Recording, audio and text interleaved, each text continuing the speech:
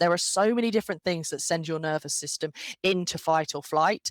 And unfortunately, our amygdala doesn't really know the difference between a rude email and a life threatening situation. So our body responds in that way, and our nervous system goes, that adrenaline is running around, and then we don't feel safe. And when we don't feel safe, we are focused on the top priority, which is survival. So things like collaboration, you know, good decision making, thinking strategically, thinking about being polite to other people, collaborating, being innovative, all of that stuff is just completely deprioritized because right now all you want to do is survive. So you are focusing, perhaps you might get quite defensive, you'll be quite tunnel visioned, you'll be spotting more negative stuff in your environment because you're just trying to think about how do you make sure that you're pulling as many threats out of your environment as possible. So therefore, when you're in survival mode, you are not your best self. You're not your best self to your friends and family. You are not your best self when you are performing at work. So it's about how can we make sure through psychological safety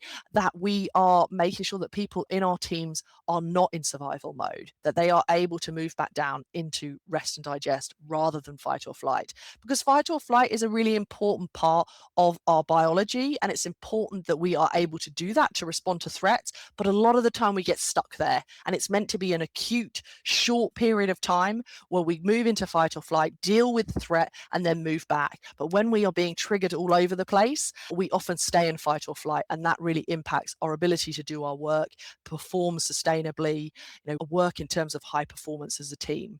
And when it comes to moving up to meetings, if I pull this back to the hybrid meeting approach, ambiguity is a massive trigger for us as human beings because uncertainty is a threat to life. When's my next meal coming? Do I have shelter?